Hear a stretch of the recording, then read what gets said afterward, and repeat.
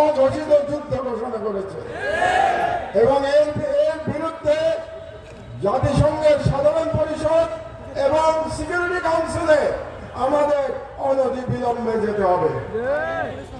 2 নম্বর, রাজনৈতিক দলগুলোর উদ্দেশ্যে আমি বলতে চাই, অনেক রাজনৈতিক নেতা বলে থাকেন যে ভারতের সাথে বন্ধুত্ব করা ছাড়া নাকি ক্ষমতায় যাওয়া যায় না, কিংবা ক্ষমতায় গেলেও টিকে থাকা যায় না। ভারতের সাথে বন্ধুত্ব করে যদি ক্ষমতায় টিকে থাকা যেত, তাহলে শেখ হাসিনাকে পালিয়ে ভারতে আশ্রয় নিতে হতো না। কাজে আমি ওই সমস্ত রাজনীতিবিদদের বলে দিতে চাই, এই ওসমান হানির বাংলাদেশে ভারতের দলালি করে কোন রাজনৈতিক দল ক্ষমতায় যেতেও পারবে না, ক্ষমতায় টিকে থাকতেও পারবে না।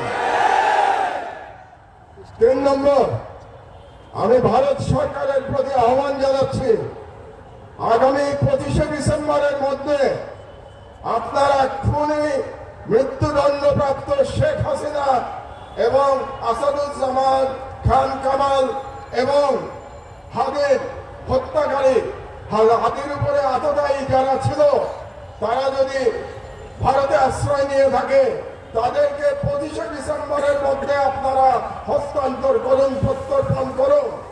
না হলে আমি হাদির রক্তের কসম দিয়ে বলছি, বাংলাদেশের প্রতিটি ভারতীয় প্রতিষ্ঠানের বিরুদ্ধে আমরা প্রতিরোধ সংগ্রাম করব। আমি সরকারের প্রতি আহ্বান জানাচ্ছি, 25 তারিখের মধ্যে যদি এই খুনিদের পাঠিয়ে দেওয়া না হয় বাংলাদেশে, তাহলে বাংলাদেশে কর্মরত প্রতিটি ভারতীয়ের ওয়ার্ক পারমিট বাতিল করতে হবে। আর আমি জনগণের উদ্দেশ্যে বলতে চাই, এই অথর্ব স্বরাষ্ট্র মন্ত্রণালয় দিয়ে আমাদের নিরাপত্তা পাওয়া যাবে না, তাদের আশা আমাদের ছেড়ে দিতে হবে। কাজেই জনগণের প্রতি আমি আহ্বান জানাচ্ছি, প্রতিটি ওয়ার্ডে আপনারা আইন শৃঙ্খলা কমিটি গঠন করুন, সমস্ত রাজনৈতিক দল মিলে একসাথে কমিটি গঠন করুন।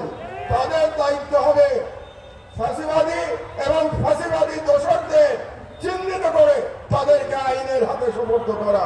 এই দায়িত্ব জনগণকেই নিতে হবে। এই কটি কথাই আমি আজকে বলতে চাই।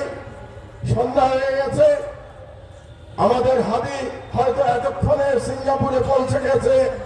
আমি মহান আল্লাহ তাআলার কাছে করে জোরে মিনতি জানাচ্ছি, ফরিয়াদ করছি, আমাদের হাদিকে আল্লাহ আমাদের মাঝে আপনার ফিরিয়ে দিন এবং